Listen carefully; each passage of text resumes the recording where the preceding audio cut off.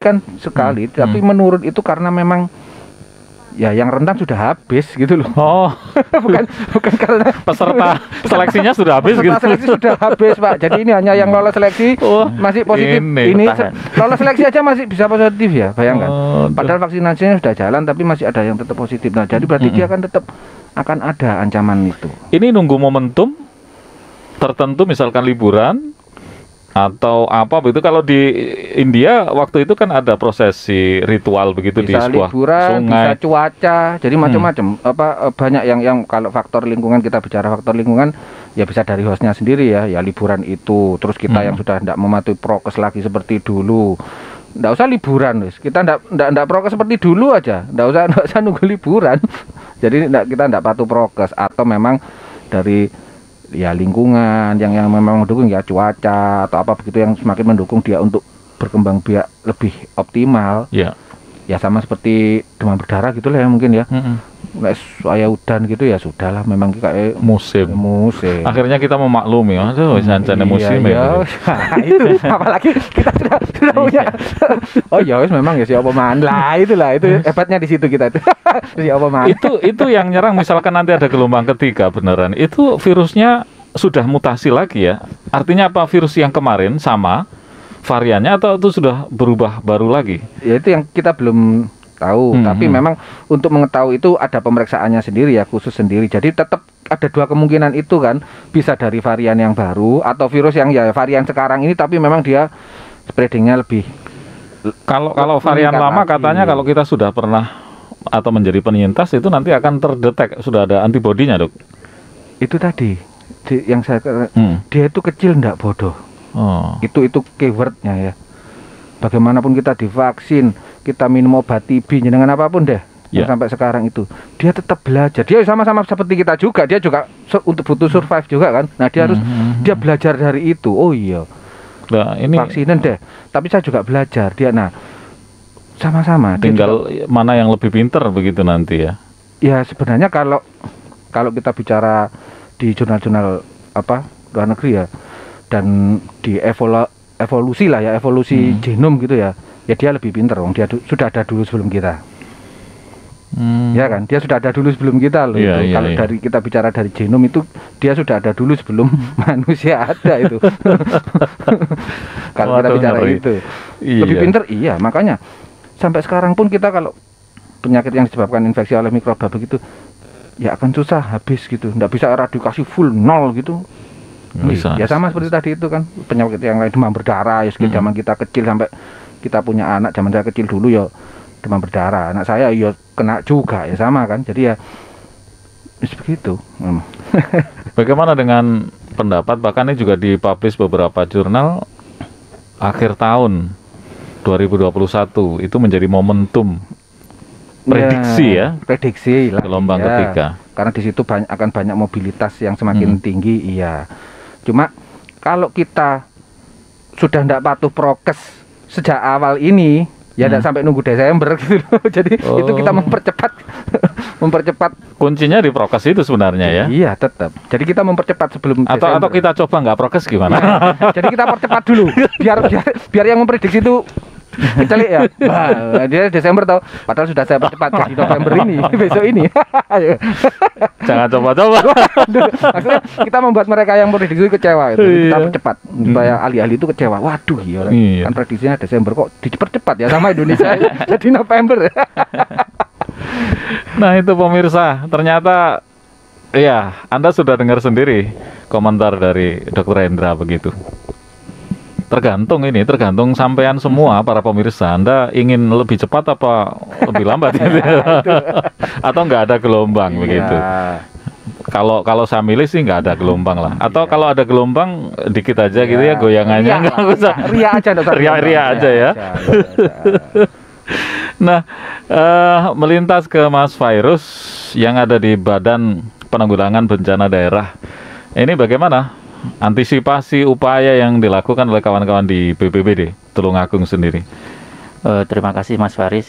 Jadi kami di BPBD ini beri tugas sekaligus di Sekretariat Posko Satgas yang mana kami selalu melakukan pemantauan perkembangan COVID-19. Kita ketahui bersama bahwa pandemi ini di negara kita kan udah 1,5 tahun lebih ya, dari sejak awal Maret tahun lalu terjadi beberapa gelombang, mungkin 2 kali ya Pak Dokter, yang kita ketahui yang cukup meledak, yaitu terutama pada waktu akhir dan awal tahun, kemudian setelah Idul Fitri yang mana ada cuti panjang gitu sehingga mobilitas masyarakat tinggi, salah satu penyebab meledaknya penyebaran gelombang 1 dan 2. Jadi berkaca dari itu tentunya kita tidak menginginkan adanya gelombang 3, Mas Faris ya. Tentunya kita harus berupaya seperti yang disampaikan Pak Dokter, sebenarnya kembali ke kita semua, maksudnya apakah kita tetap taat prokes, yaitu 5M itu ya, mungkin mencuci tangan, memakai masker, menjaga jarak, menghindari kerumunan, dan juga mengurangi mobilitas tersebut, sehingga ancaman gelombang 3 minimal bisa diminimalisir, dalam arti tidak seperti gelombang yang sebelumnya, terutama gelombang 2 yang ada varian baru mungkin ya, penyebarannya yang sangat cepat sehingga kewalahan dalam penanganannya tentunya tidak kita inginkan, apalagi di wilayah Tulungagung khususnya masih berada di PPKM level 3. Level jadi 3 ya, karena ada indikator capaian vaksinasi itu, Mas Faris. Jadi vaksinasi kalau turun ke level 2 jika vaksinasinya dosis 1 minimal 50% dan lansia 40%. Data terakhir capaian vaksin di Tulungagung ini 49, sekian persen. Cuma yang lansia masih rendah 27 sekian. Jadi masih agak lama mungkin perlu kita kejar agar penurunan level. Padahal yang rentan itu usia ini ya, yang lansia ya. Tapi masih capaiannya masih belum memenuhi untuk penurunan level kedua dan seterusnya nanti sampai level ke-1. Ya, Mas Virus, secara idealis, secara teori seperti yang jenengan sampaikan, kalau kita lihat di lapangan, di pasar misalkan, di tempat atau pusat perbelanjaan, bahkan di tempat wisata, Tulungagung ini kayak apa, euforia begitu masyarakat kita ini. Kemarin saya lewat mana, Gemah juga begitu, ramai banget gitu. Walaupun secara aturan ini belum dibuka sebenarnya, tapi masyarakat kita sudah terlanjur pengen seneng ini.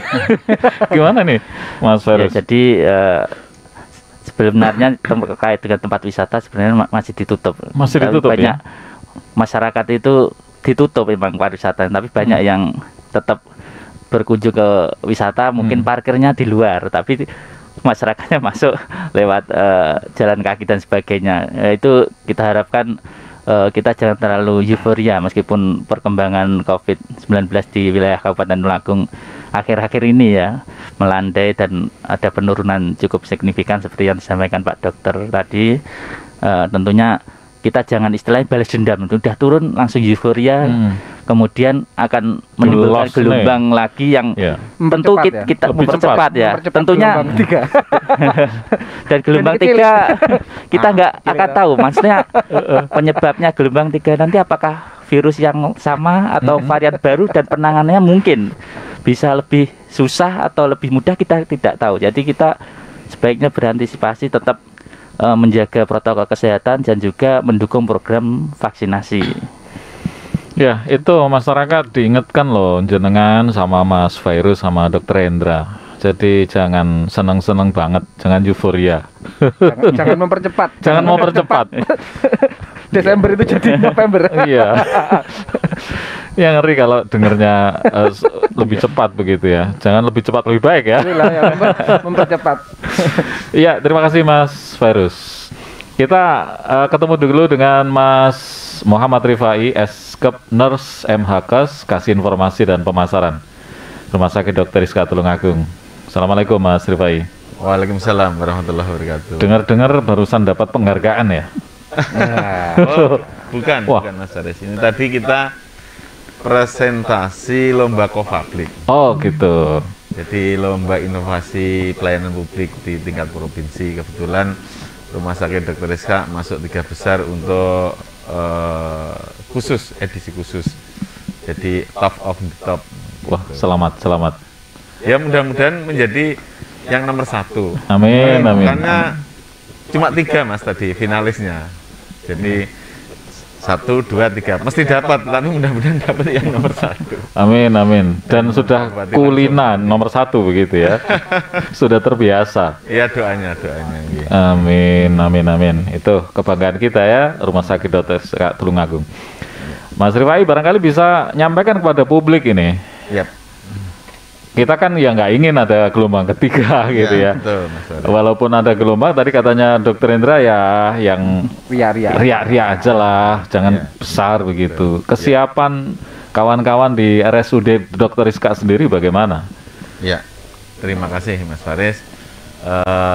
Selamat siang pemirsa Sobat Iska yang ada di seluruh Indonesia, khususnya Tulungagung dan Kediri Raya.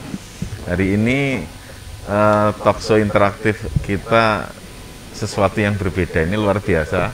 Jadi kedatangan tamu dari BPBD untuk dalam rangka memberi edukasi kepada masyarakat. Jadi ancaman gelombang ketiga ini bukan hanya sebuah retorika, tetapi bisa jadi benar adanya, ya. Jadi ini bisa bukan sebuah retorika, karena tadi dijelaskan oleh Dr. Rendra bahwa kalau kita hari ini yang kita sudah memasuki level 2 meskipun masih menunggu capaian vaksinasi, tetapi kalau kita lengah, kita euforia, bisa jadi level ini naik lagi, kemudian gelombang 3 yang terjadi di Juli Agustus kemarin bisa terjadi lagi. Dan bagaimana kengerian kita ketika pada bulan Juli kemarin teman-teman yang punya medsos, punya grup-grup WA itu setiap hari selalu melihat ucapan innalillahi. Bagaimana di kampung kita selalu kita mendengar ucapan dari tempat-tempat ibadah innalillahi juga. Maka ini sebagai sebuah pembelajaran yang harus benar-benar kita taati bersama, bahwa gelombang 3 bisa kembali terjadi kalau, sekali lagi, kalau kita tidak taat prokes. Tidak taat prokes. Kayaknya sederhana Mas Faris ya. Iya. Sederhana, Bang. Mosok prokes saja bisa menyebabkan kita menjadi sakit dan seterusnya. Jadi buktinya kemarin ada gelombang kedua yang luar biasa, masif sekali. Rumah sakit, mohon maaf, sampai kita membatasi tidak boleh ada masyarakat di luar Tulungagung yang dirawat di sini. Kita stop dulu karena begitu ramainya. Untuk itu hari ini kita sudah landai, sudah baik, jangan euforia. Pertahankan ini dan kalau bisa ditingkatkan menjadi lebih baik. Nah, salah satu apa yang dilakukan oleh Rumah Sakit Dr. Rizka, ruangan-ruangan isolasi kita tetap siapkan, tetapi sementara sebagian kita kembalikan lagi, Mas Faris. Yeah. Sebagian kita kembalikan lagi untuk pelayanan yang pasien biasa, tetapi tidak merubah bentuk dan fasilitasnya.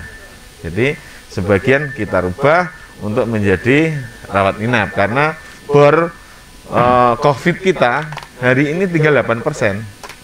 Sangat kecil sekali, tetapi berhunian secara umum kita masih rendah, sekitar 30-an%. Untuk itu masyarakat mohon tidak perlu takut untuk ke rumah sakit. Sekali lagi tidak perlu takut. Kalau panjenengan sakit misalnya, jangan ditahan-tahan, jangan takut berobat, jangan takut ke dokter, karena nanti saya di COVID kan, saya COVID. Sekali lagi, tidak ada sama sekali bahwa orang yang datang ke rumah sakit itu di-COVID-kan atau pasti COVID, tidak.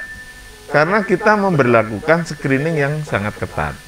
Screening dalam rangka untuk melindungi keselamatan pasien, keselamatan petugas, keselamatan keluarga pasien, supaya kita tahu ini pasien ini ada COVID-nya atau tidak, seperti itu. Ini bagian Dokter Endra ini pasti dia seneng ogrok-ogrok. Yang tanda tangan mesti Dokter Endra soalnya.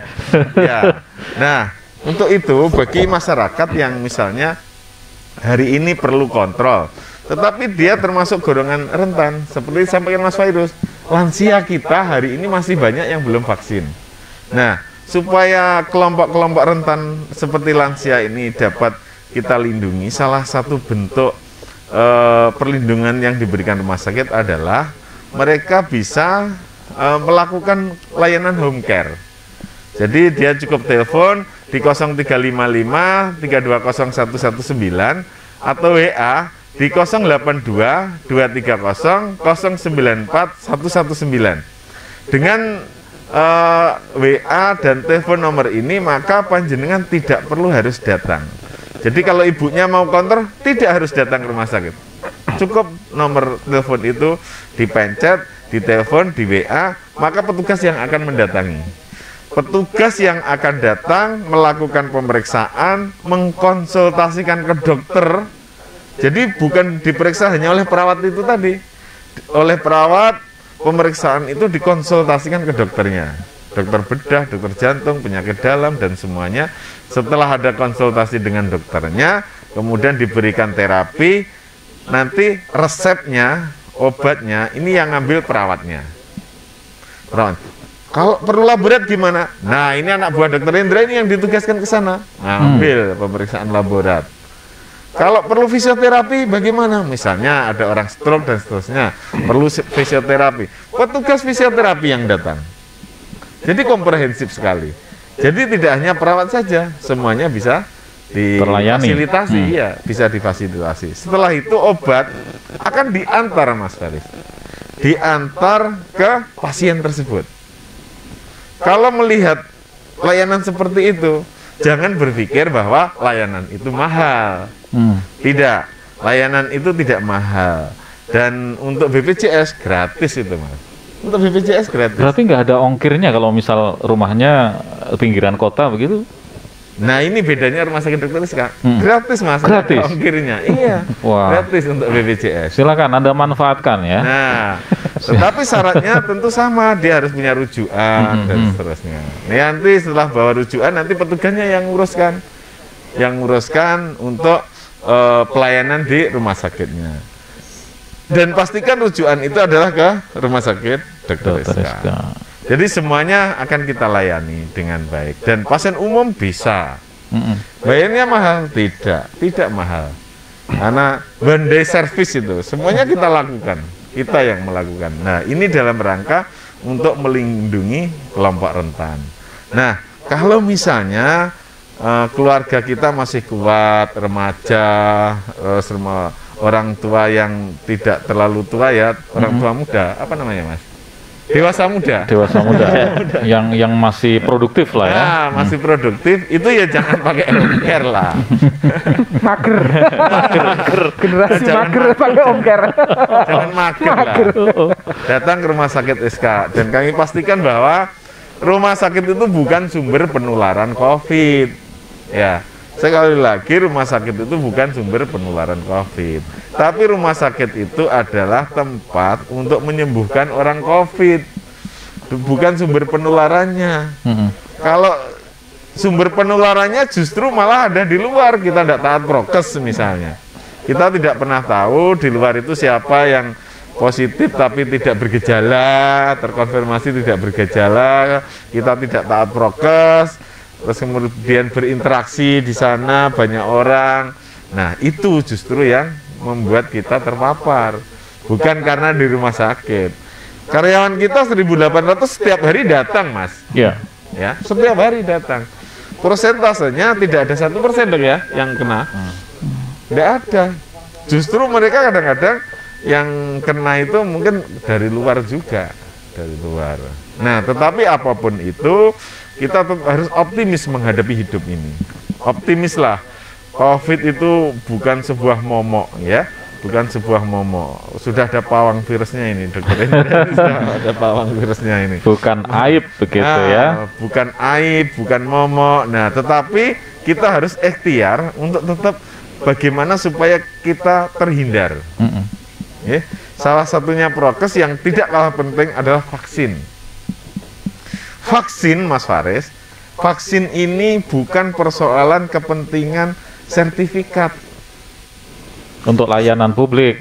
Bukan hanya persoalan untuk supaya kita punya sertifikat di Masuk aplikasi Peduli Lindungi misalnya. Masuk mall. Nah, untuk aplikasi itu untuk masuk mall, bukan itu. Vaksin itu dalam rangka untuk melindungi diri kita dari paparan, supaya nanti kalau kena terkonfirmasi itu tidak menjadi bergejala berat. Seperti itu. Jadi salah kita berpikir kalau misalnya saya sudah vaksin pertama, sudah dapat sertifikat, sudah, itu salah. Harus tuntas 2 kali. Harus tuntas 2 kali. Kita melihat capaiannya yang vaksin kedua, masyarakat masih begitu ada yang enggan ya untuk vaksin kedua. Jadi mohon setiap hari ada vaksin dosis pertama dan kedua, monggo menjenengan akses di mana ada tempat-tempat vaksin, silahkan diakses. Saya kira kalau kita aktif di medsos, di dunia informasi, pasti setiap hari ada vaksinasi itu. Jadi jangan berpikir sekali lagi vaksin itu untuk kepentingan sertifikat. Nah, yang kedua, ada lagi vaksin ini kan statement Kementerian Kesehatan beberapa waktu yang lalu, pandemi ini masih kurang lebih bisa bertahan sampai 5 tahun. Dan bisa jadi karena vaksin itu cuma bertahan 6 bulan sampai setahun, Dok ya. Itu bisa tiap tahun akan divaksin kita. Nah, registrasi gitu ya. Registrasi vaksin. Nah, dan itu juga nantinya kita tidak tahu apakah itu berbayar atau tidak. Maka mumpung sekarang itu tidak berbayar, ya jangan enggan lah. Pemerintah begitu menyediakan fasilitas ini dengan detail gratis, sekali ya. Gratis semuanya, bahkan ini ada promosi vaksin dapat beras. Nah, ini untuk kita semua, untuk kita bersama. Kalau sudah 70% sudah menuju herd immunity, nah semuanya insya Allah pelan-pelan semuanya kita sudah terbiasa. Nah, seperti flu. Vaksin dapat beras ya sekarang ya. Dapat sepeda motor elan ikut itu. Dia bisa minta yang ke-10 itu boleh. Kalau vaksin dapat sepeda motor elan daftar nomor 1. Selain layanan saya nomor 2. Selain layanan home care ini Mas Faris, itu kita juga kalau daftar ke SK bisa menggunakan layanan Ciputri, sistem pendaftaran online tanpa antri. Ini juga dalam rangka mengurai supaya pasien yang berobat ke sini yang diantar keluarganya tidak berjubel-jubel, terus kemudian ada kepastian kita dilayani nanti jam berapa. Kalau kita daftar melalui layanan online, Ciputri itu pendaftaran online tanpa antri yang SMS dan WA itu kita tahu terjadwal, silahkan datang jam 11, tunjukkan bukti registrasi. Kalau disuruh datang jam 11 ya jangan jam 8 datang, ya sama saja nanti numpuk. Yang suruh datang jam 8, datang jam 8. Jam 11, datang jam 11. Kalau numpuk akhirnya kan sama saja. Nah, untuk nomor WA-nya di 0823 3355 3066. Dan ini proses pendaftarannya 1 hari sebelum periksa. Ciputri. Sistem pendaftaran online tanpa, dan Sitole Mas, ada lagi Sitole, ada Ciputri, ada Sitole. Sitole, ini anaknya ya. Gandingannya. Gimana kalau Sitole ini? Sitole itu APM, Anjungan Pendaftaran Mandiri, ya kayak ATM itu. Jadi kita ketik nomornya, ada scan nomor itu nomor rekam mediknya. Di situ kita tulis nomor rekam medisnya atau di scan, akan muncul tujuannya kemana, kita klik, begitu langsung nanti SEP keluar, kita menuju poli yang dituju. Sangat simpel, sangat mudah, dan ini tentu semuanya untuk masyarakat Tulungagung. Jangan takut pergi ke rumah sakit, Dokter Iska. Jangan takut ke rumah sakit. Ya, itu Sobat Iska dimanapun Anda, silakan Anda yang bisa bergabung ya. Kirim komentar, pertanyaan kepada para ahlinya ahli hari ini, Dr. Hendra, Mas Virus, di 0815 15646564 atau di Instagram Anda cukup mention Instagram @rsud.iska atau Facebook, YouTube RSUD Dr. Iska Tulungagung. Anda bisa komentar di situ, nanti juga sama ya, bisa mendapatkan hadiah. Acara ini juga ditayangkan di Radar Tulungagung dan disiarkan di 90,1 RGR FM. Juga disiarkan YouTube-nya Dinas Kominfo Tulungagung. Semakin banyak saluran yang menjadi mediator edukasi hari ini. Dok, Ya, kalau kita lihat sejarah, faktanya masyarakat kita ini kalau vaksin pertama kemarin ya, ya. itu ogah-ogahan awalnya, kemudian tiba-tiba ada isu bahwa ini nanti akan tidak dilayani ngurus-ngurus apa administrasi, Iya. termasuk masuk bandara Mall, dan seterusnya, mall dan seterusnya. Akhirnya rame-rame itu Iya. vaksin. Sebenarnya gimana sih kesadaran masyarakat kita berdasarkan pengalaman jenengan di kedokteran ini? Masyarakat kita ini apakah memang harus digituin dulu kemudian dia baru sadar atau gimana ya? Termasuk prokes juga itu.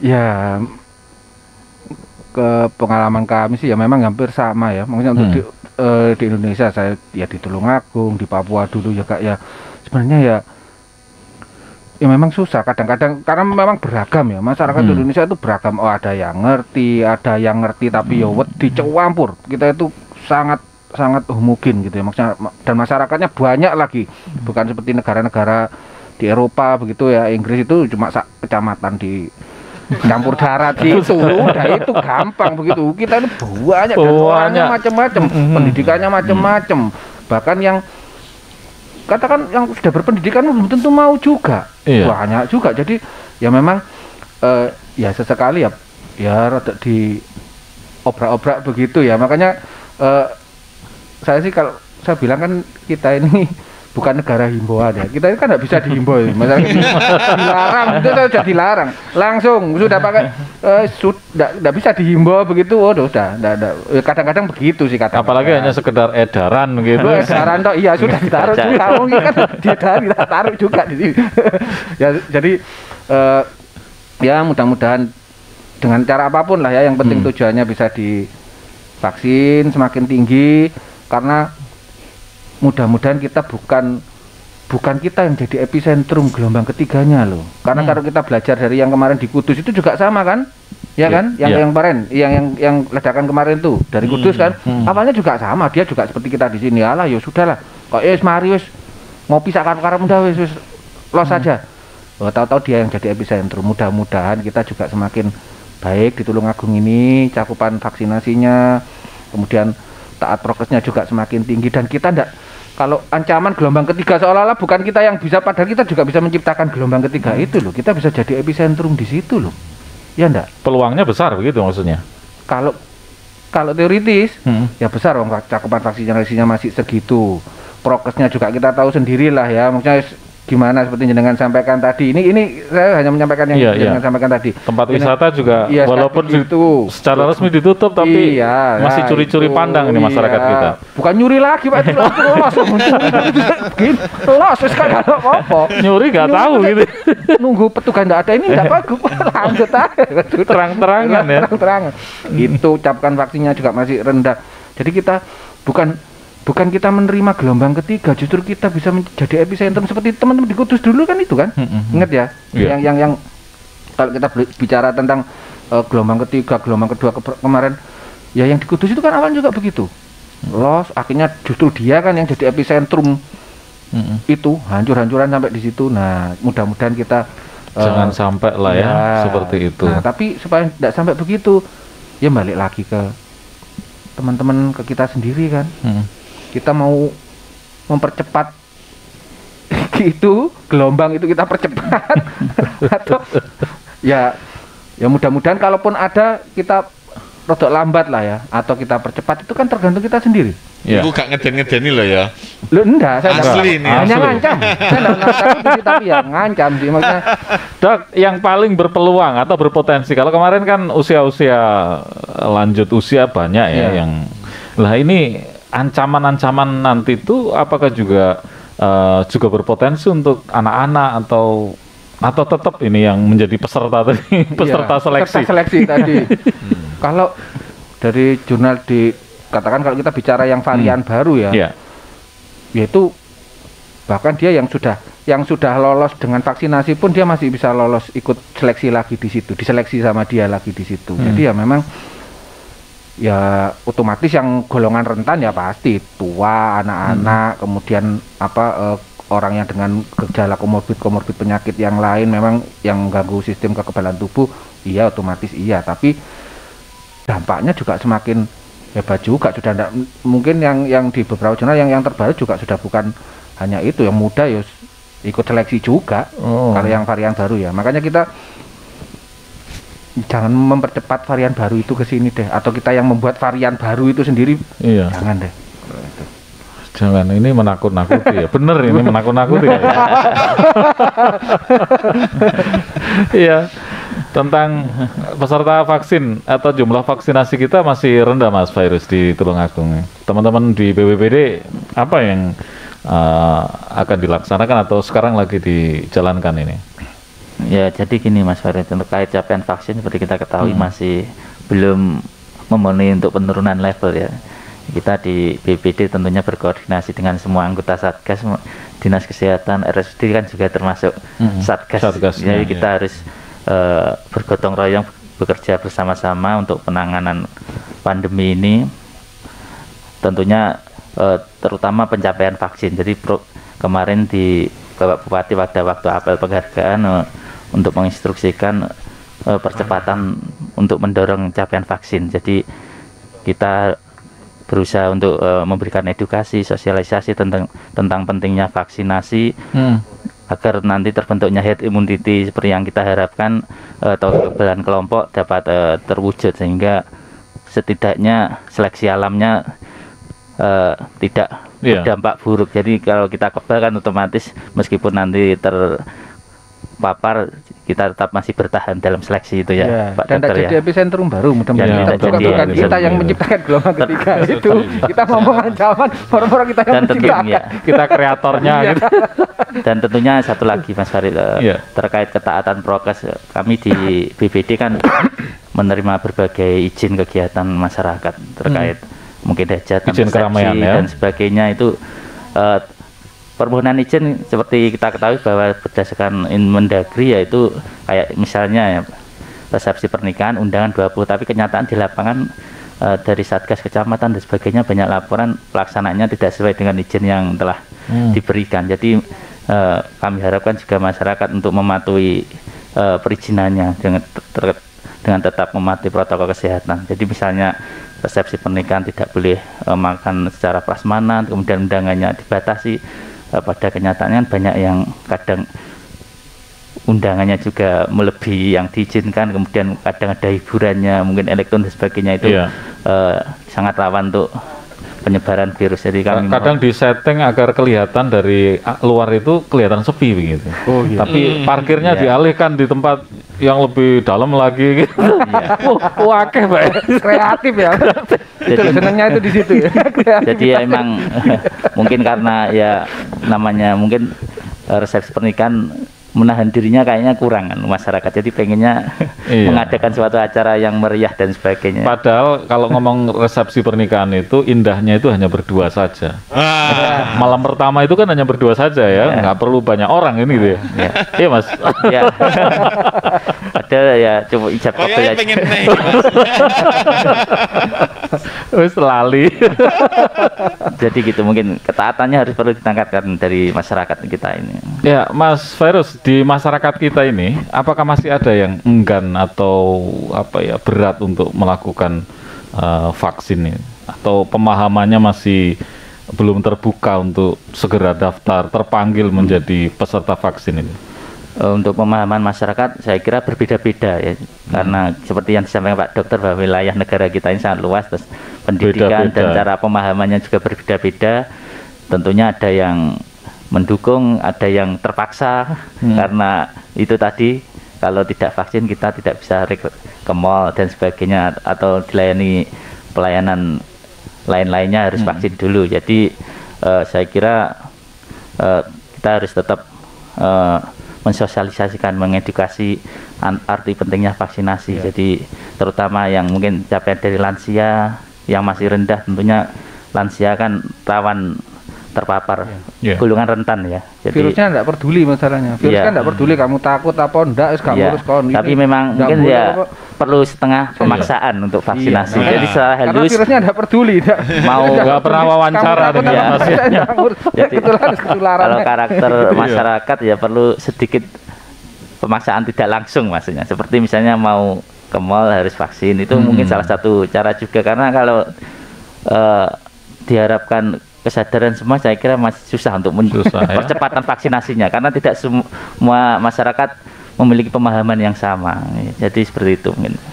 Ya, pemirsa, Anda dengar sendiri, teman-teman dari BPBD, teman-teman dari Satgas ini susah payah bagaimana agar jenengan semua ini sadar. Kalau belum sadar, segera sadar. Sadarlah. Sadarlah. Ingat. Termasuk Anda masyarakat Tulungagung, Kediri Raya yang ingin mendapatkan informasi lebih detail bagaimana di Rumah Sakit Dr. Rizka ini ada layanan home care. Bagaimana sih home care itu teraplikasi di sini? Sesaat lagi akan langsung disampaikan oleh Direktur Rumah Sakit Dr. Rizka Tulungagung. Berikut ini. Assalamualaikum warahmatullahi wabarakatuh. Saya Dr. Supriyanto, spesialis bedah Magister Kesehatan, Direktur RSUD Dr. Rizka Tulungagung. Dalam hal ini menghimbau kepada seluruh masyarakat Tulungagung dalam rangka menghambat penyebaran virus COVID-19 bagi panjenengan yang mempunyai penyakit kronis, kemudian usia di atas 65 tahun, seluruh balita, seluruh ibu hamil di Kabupaten Tulungagung. Apabila panjenengan memerlukan rumah sakit maupun puskesmas, panjenengan kami harapkan tidak perlu datang ke rumah sakit atau ke puskesmas. Cukup panjenengan telepon ke call center 119 atau 0355 320 119, atau nanti akan ada anggota kami, tim dokter ini dan supervisor yang akan siap melayani panjenengan semua dari rumah. Panjenengan tidak perlu datang ke sini. Tim akan datang ke rumah-rumah panjenengan, ngecek kondisi kesehatan panjenengan. Kalau perlu nanti, kalau diperlukan misalnya video call atau dan sebagainya, kita akan siapkan semua. Intinya, ruang dan waktu tidak menghalangi panjenengan untuk mendapatkan pelayanan kesehatan di rumah sakit ini dan juga di seluruh puskesmas di wilayah Tulungagung. Terima kasih. Wassalamualaikum warahmatullahi wabarakatuh.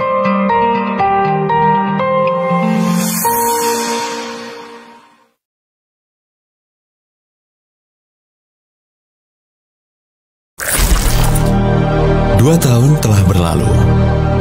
Virus corona varian Delta Namun pandemi tak kunjung berhenti. Langkah menerapkan pembatasan kegiatan masyarakat PPKM darurat.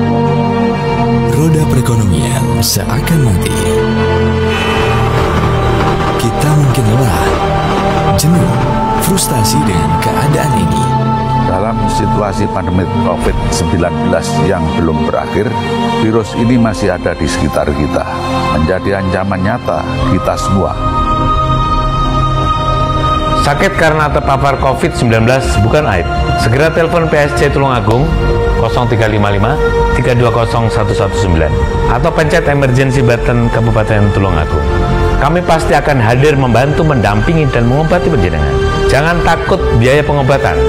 Pelayanan kesehatan Kabupaten Tulungagung gratis bagi masyarakat yang tidak mampu. Faktanya, 90% kematian COVID-19 terjadi pada mereka yang belum tervaksinasi. Kepada masyarakat Kabupaten Tulungagung, saya himbau supaya tetap waspada. Upaya memberikan vaksinasi COVID-19 oleh pemerintah dan masyarakat secara menyeluruh untuk menciptakan herd immunity, memberikan perlindungan kelompok dan perlindungan masyarakat. Vaksinasi juga akan segera dilakukan untuk mencapai herd immunity. Saat ini, model pelayanan kesehatan sudah berubah. Kemajuan teknologi informasi memungkinkan kami untuk proaktif dalam memberikan pelayanan kepada masyarakat. Masyarakat cukup di rumah saja, kami akan hadir untuk membantu. Mari kita saling jaga, peduli dan lindungi dengan tetap patuh dan disiplin terhadap protokol kesehatan dengan 5M. Mencuci tangan, pakai sabun, memakai masker, menjaga jarak, menjauhi kerumunan, dan mengurangi mobilitas. Jangan menyerah, kita harus bangkit. Dengan protokol kesehatan dan vaksinasi nasional, bersama kita lawan COVID-19.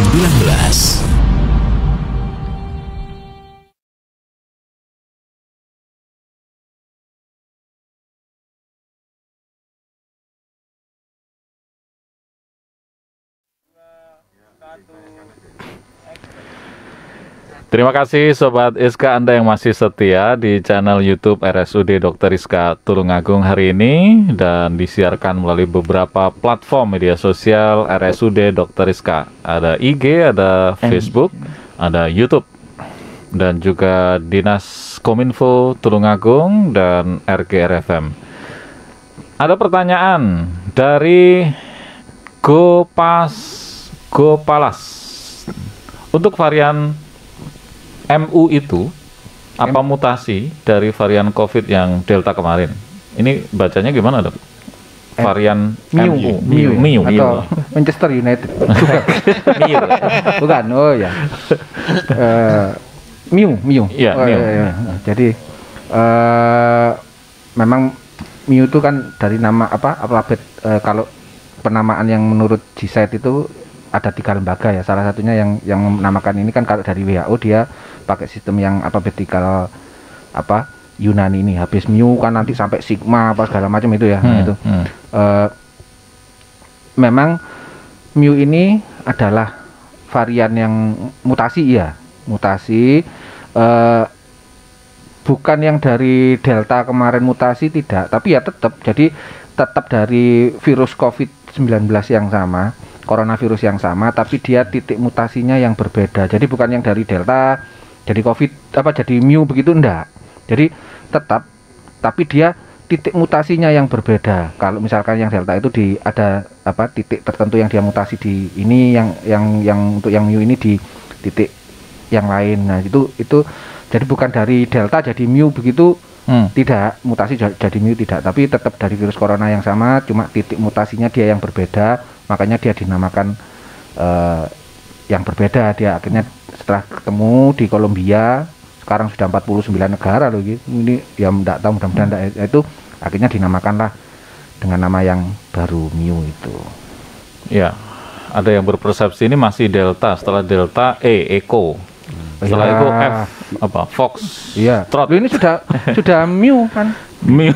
Berarti ya enggak ya, setelah Delta itu dia sudah ada mutasi, tapi itu yang memang habis kan. Jadi itu tadi yang saya sampaikan, dia yang memang golongan yang tidak survive. Nah, kalau sudah dari Delta sampai Mu ini memang sudah setelah Delta itu sudah terjadi. Sudah terjadi ya. Cuma memang kebetulan bukan yang menjadi interest atau yang dianggap yang mempunyai implikasi klinis yang ini kok yang misalkan ada mutasi tapi kok banyak jadi itu ya, sama seperti Delta dulu kan, awalnya ya pasti alfa lah ya, alfa beta, nah itu, tapi kok yang Delta ini lebih korbannya lebih banyak, lebih populer, lebih banyak yang meninggal daripada yang dulu, dan tingkat kematiannya lebih cepat, keparahannya lebih tinggi. Nah, akhirnya terkenal lah dia. Nah, ini sama sebenarnya udah ada, cuma yang Mu ini memang dia kok jadi perhatian sementara ini, jadi interest, varian of interest itu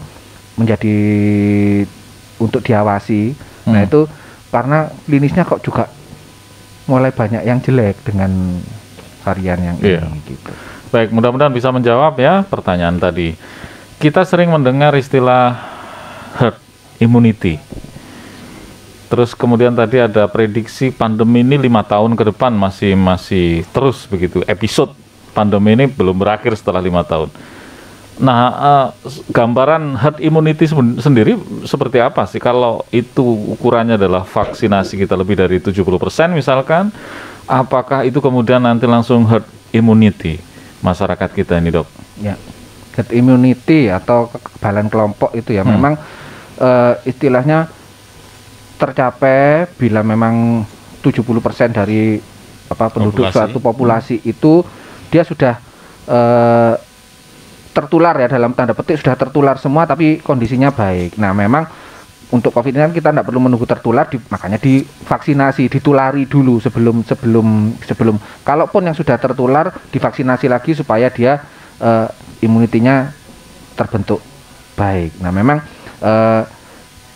di teoritis ya 70% dari populasi itu, tapi seperti tadi itu dia kecil tapi tidak bodoh. Itu keyword kecil nggak bodoh. Ya, Tuhan dia sekolah terus. Itu. Dia sudah ada sebelum kita. Ya enggak? Dia sudah ada sebelum kita loh itu. Nah, kecil enggak bodoh, dia ya belajar juga. Bagaimanapun kita membentuk herd immunity, dia juga ya belajar juga. Dia juga harus butuh survive juga kan. Begitu masuk ke orang yang sudah divaksin begitu ya. Virus masuk ke orang yang sudah divaksin. Dia di dalam tubuh orang yang sudah divaksin ini memang dia sudah baik. Orang yang sudah divaksin memang antibodinya sudah keluar baik. Tapi virus ini kan juga ya sama lah seperti kita ya. Mencari sisi-sisi celah begitu ya. Dia juga butuh golek mangan ya punya ya berkembang biak ya punya tabungan. Iya ya mantenan itu tadi kalau ya rame-rame ya kita bikin acara hajatan bareng-bareng di mantu ya. Nah itu dia juga butuh seperti itu. Dia juga butuh survive.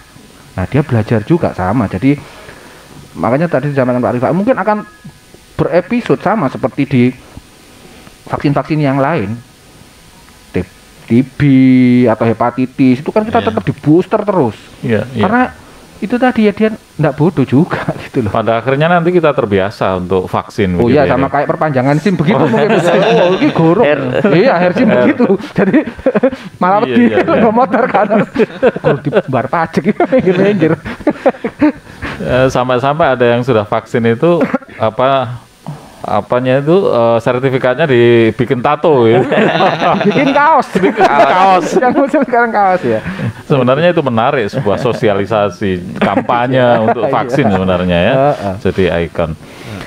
Kalau di Tulungagung sendiri Mas Virus, piranti-piranti yang sudah disiapkan untuk ancaman ketiga tentu mungkin apakah sama atau mungkin ancamannya lebih berat lagi. Ini kan kita nggak tahu ya. Tapi kalau melihat situasi begini kita sudah 2 tahun per 16 Maret 2020 sampai 2021 akhir nanti ini sudah 2 tahun ini kan begitu. Masyarakat sudah pengen bebas dan seterusnya. Ini tentu mobilitas masyarakat kita kayaknya lebih sulit dikendalikan atau menuju ke kesadaran ini. Jadi gini Mas Faris terkait ancaman gelombang 3 mobilitas masyarakat ya. Masyarakat Tulungagung ini ya emang gitulah karakteristiknya emang bermacam-macamnya. Tapi fakta di lapangan banyak laporan ke Satgas seperti tempat hiburan, wisata dan sebagainya. Udah beberapa hari yang lalu udah menanyakan tentang kapan dibuka.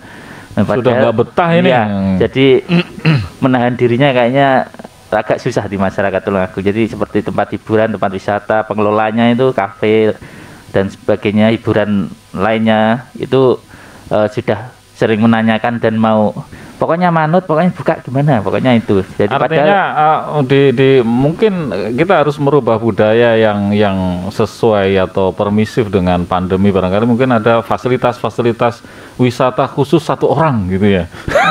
Tidak kontak langsung dengan yang lain, pantai-pantai khusus yang sudah sosial physical distancing misalnya begitu. Ya. Jadi kalau terkait kita kan mengacu pada kebijakan pemerintah. Jadi terkait tempat wisata kan masih belum boleh dibuka kalau level 3. Kalau nanti level 2 dibuka dengan mungkin pembatasan-pembatasan tertentu.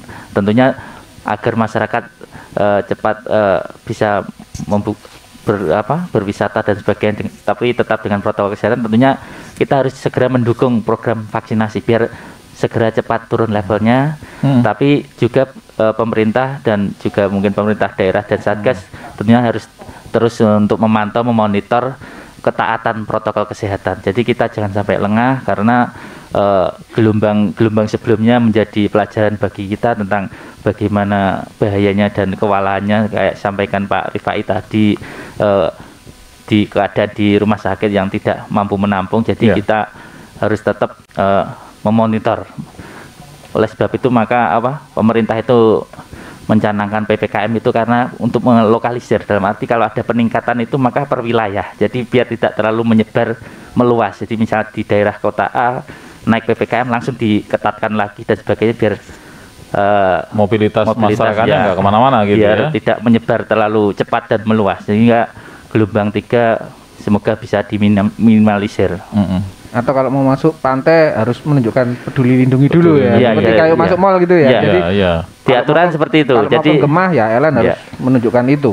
Jadi Peduli sekarang lindungi 2 kali. Kalau 3 Mas kali Elan dia malah. plus surat nikah. Oh lah. Jadi sekarang untuk pengelola mungkin kantor-kantor bisa mendaftarkan gitu ya. barcode-nya itu Barcode ke peduli lindungi email Kemenkes. itu. Jadi misalnya di kantor mana gitu bisa mendaftarkan, nanti dapat balasan Satgas sudah membuatkan sudah buat barcode. Jadi untuk daftarkannya harus daftar ke email Kemenkes. Jadi untuk dapat barcode-nya itu biar untuk screening Screening di itu ya masing-masing. vaksinasi. Warkop kalau perlu harus pakai itu. Jadi, Jadi mau ngopi itu aja. mungkin pertama mungkin dari Iya, instansi ini pemerintah susah loh, dulu ya, kita coba, kemudian itu vaksin. Selanjutnya mungkin ke tempat-tempat mungkin pengelola. Gitu. Ya, ini ada kaitannya ini, Mas Roldotun Nafisah. Oh, Mbak ya, selamat siang. Mohon maaf, saya mau bertanya. Apakah orang yang sudah divaksin akan terjamin tidak akan terpapar virus corona? Tapi ada yang sudah vaksin lengkap 2 kali, tapi kok kena virus COVID sampai orang tersebut meninggal dunia. Terima kasih. Monggo Dok, ini itu sudah bertanya tapi sudah dijawab sendiri itu. Jadi tidak ada jaminan. Tidak memberi jaminan. Kita ikut vaksin kan juga tidak ada jaminan bahwa tidak akan terkena begitu kan. Apalagi jaminan tidak meninggal begitu enggak ya? Itu kan kita hanya surat sudah divaksin ya. Bukan surat jaminan. Surat bahwa kita sudah ikut vaksin yang pertama lah itu ya, tapi kan tidak ada surat jaminannya di situ. Jadi Kalau ya ada jaminan ya susah loh. Iya ya. Mungkin kata-katanya dirubah. Apakah Dan itu sudah dijawab itu tapi kok sudah lengkap vaksin 2 kali tapi masih meninggal, lah itu berarti memang jawabannya tidak ada jaminan. Tidak ada jaminan ya.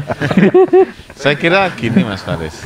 Jadi seperti saya sampaikan di awal tadi Mbak Rodatun, vaksin itu bukan mencegah kita supaya tidak terpapar, tetapi vaksin ada salah satu bentuk ikhtiar untuk ketika kita terpapar itu tidak pada kondisi yang berbahaya dan kritis. Fakta hari ini menunjukkan bahwa seperti yang disampaikan Bapak Kepala Dinas tadi, himbauan tadi, bahwa 90% yang orang yang terpapar dengan kondisi jelek itu 90% belum vaksin. Ya. Jadi apakah kalau sudah divaksin kita akan terbebas? Tidak. Penjelasan Dr. Endra, virus ini pinter juga. Virus ini selalu bermutasi, pinter, dia juga mikir bagaimana, karena dia fungsinya makannya dia menempel di inang-inangnya dan manusia, maka dia akan berpikir bagaimana virus itu menempel ke kita dan bisa memvirusi kita supaya dia berkembang, kan begitu. Nah, tetapi salah satu bentuk ikhtiar ini selain prokes, karena prokes itu juga membunuh virus-virus yang ada di tangan, menjaga virus supaya tidak memapar untuk di saluran pernafasan kita pakai masker. Nah, ini salah satunya adalah vaksin. Vaksin memberikan antibodi kita supaya ketika ada virus tubuh sudah mengenali, begitu mungkin Dr. Indra. Ya. Jadi kalau tubuh mengenali maka virus masuk, tentara kita sudah ada yang sudah siap. Sewaktu-waktu ada jenis virus seperti ini, dia sudah siap untuk menyerang, gitu. Jadi tidak jaminan, tidak ada yang bisa menjamin. Iya, bukan jaminan, tapi minimal dia meminimal dampak klinisnya kalau misalkan dia terpapar oleh virus. Kalau ada pertanyaan lebih baik vaksin atau tidak, berarti ya lebih baik itu saya vaksin. Nah itu jawabannya Mbak Rodotun. Apalagi kalau nanti masuk ke Gemah harus pakai itu aplikasi, ya. aplikasi Peduli Lindungi. Peduli Lindungi. Warkop pakai Peduli Lindungi ya harus vaksin. Loh, kok enggak payu ya kan? Enggak terima dah. Enggak payu. Malah justru si warkop atau tempat wisata kan ini ya. Nah, itu kan sehat terjaga. Terjaga. Di kemarin beberapa waktu sempat ke Jakarta itu restoran-restoran fast food yang di Jakarta itu udah menanyakan itu sebelum kita masuk. Iya, sebelum kita masuk itu waktu itu. Jadi ya akhirnya ya tetap harus menanyakan itu. Contoh restoran burger gitu aja itu dia sudah menanyakan itu. Padahal kita bukan makan di dalam ya, untuk dibawa pulang aja. Tetap untuk masuk ke tokonya itu kita harus menunjukkan vaksin itu, tanda peduli lindungi itu. Ya itulah Sobat Iska dimanapun Anda, masyarakat kita lebih tercerahkan dari diskusi kita hari ini, mudah-mudahan ya. Walaupun mungkin tidak bisa ke zero, tapi minimal kita berikhtiar. Berikhtiar dan berijtihad katanya Mas Rifa. Bersungguh-sungguh mengupayakan agar gelombang ketiga nanti kita bisa, kalau memang ada, kita siap begitu menghadapinya. Dan tidak collab gitu ya, Dok ya. Bukan kita yang menciptakan. Bukan kita yang menciptakan, tapi kita yang mengikuti. Jangan. Ya kena didik biasa. Kena didik. Iyalah. Ya, waktu kita sudah habis. Terima kasih yang sudah berkontribusi menyampaikan pertanyaan atau mungkin opininya hari ini. Sebelum kita tutup, closing statement dari masing-masing narasumber diawali dari Mas Fairuz dari BPBD Tulungagung. Monggo. Selamat siang kepada para pemirsa. Kami dari BPBD mengajak semua warga masyarakat Tulungagung dan sekitarnya untuk selalu taat protokol kesehatan dan juga mendukung program vaksinasi, sehingga kita harapkan pandemi COVID-19 ini segera dapat terlewati dan kita dapat melaksanakan kegiatan sehari-hari seperti semula. Saya kira itu. Baik, terima kasih, sukses selalu. Salam buat teman-teman di BPBD, sehat terus. Dr. Rendra, monggo. Sama ya, jadi saya juga menghimbau ke para pemirsa dan pendengar semua yang mendengarkan acara ini, untuk warga masyarakat Tulungagung pada khususnya tetap patuhi protokol kesehatan supaya kita tidak terkena gelombang ketiga dan kita tidak menciptakan gelombang ketiga tersebut. Jadi tetap patuhi 1N gitu ya, Nuruto lah. Nuruto. Limo wakil kemana saya lupa loh, kan aja lupa loh. Satu itu aja ya, Nuruto sih deh, aturan itu Nuruto deh, gitu aja lah. 1N ya. Iya. Nuruto. Masuk. Silakan Mas Rifai. Ya, terima kasih Mas Faris. Jadi sama, kami menghimbau kepada seluruh masyarakat Tulungagung taat prokes dan vaksin. Sekali lagi, bentuk ikhtiar kita adalah taat prokes dan vaksin supaya nanti tidak sampai terjadi ancaman gelombang ketiga dan kita bisa terus melandai sehingga bisa melaksanakan kegiatan seperti semula. Kalau Dr. Rendra tadi 1N, maka kita tetap 1M, Manuto. N1N 1M. Nuruto karo Manuto. Manut saja. Oh, manut niku penak. Pasti penak lah ya. Terima kasih Mas Rifai. Masyarakat Tulungagung, Indonesia mau tips kesehatan dari ahlinya, mau tanya bagaimana menjaga kesehatan selama pandemi, langsung dari ahlinya yang punya latar belakang pendidikan, yang punya latar belakang pengalaman, kompetensi yang tidak diragukan. Silakan like, subscribe channel YouTube RSUD Dr. Iska Tulungagung. Sekali lagi silakan like, subscribe channel YouTube RSUD Dr. Iska Tulungagung. Insya Allah kita ketemu lagi di pertemuan yang akan datang. Saya Faris Ramadan. Allahul muwaffiq ila aqwamit thoriq. Wassalamualaikum warahmatullahi wabarakatuh. Waalaikumsalam. Salam sehat semua. Luar biasa.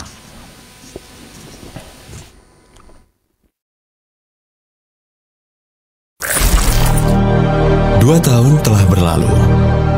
Virus corona varian Delta Namun pandemi tak kunjung berhenti. langkah menerapkan pembatasan kegiatan masyarakat PPKM darurat. Roda perekonomian seakan mati. Kita mungkin lelah, jenuh, frustasi dengan keadaan ini. Dalam situasi pandemi COVID-19 yang belum berakhir, virus ini masih ada di sekitar kita, menjadi ancaman nyata kita semua. Sakit karena terpapar COVID-19 bukan aib. Segera telepon PSC Tulungagung 0355 320 119 atau pencet emergency button Kabupaten Tulungagung. Kami pasti akan hadir membantu, mendampingi, dan mengobati panjenengan. Jangan takut biaya pengobatan. Pelayanan kesehatan Kabupaten Tulungagung gratis bagi masyarakat yang tidak mampu. Faktanya, 90% kematian COVID-19 terjadi pada mereka yang belum tervaksinasi. Kepada masyarakat Kabupaten Tulungagung, saya himbau supaya tetap waspada. Upaya memberikan vaksinasi COVID-19 oleh pemerintah dan masyarakat secara menyeluruh untuk menciptakan herd immunity, memberikan perlindungan kelompok dan perlindungan masyarakat. Vaksinasi juga akan segera dilakukan untuk mencapai herd immunity. Saat ini, model pelayanan kesehatan sudah berubah. Kemajuan teknologi informasi memungkinkan kami untuk proaktif dalam memberikan pelayanan kepada masyarakat. Masyarakat cukup di rumah saja, kami akan hadir untuk membantu. Mari kita saling jaga, peduli dan lindungi dengan tetap patuh dan disiplin terhadap protokol kesehatan dengan 5M. Mencuci tangan, pakai sabun, memakai masker, menjaga jarak, menjauhi kerumunan, dan mengurangi mobilitas. Jangan menyerah, kita harus bangkit. Dengan protokol kesehatan dan vaksinasi nasional, bersama kita lawan COVID-19.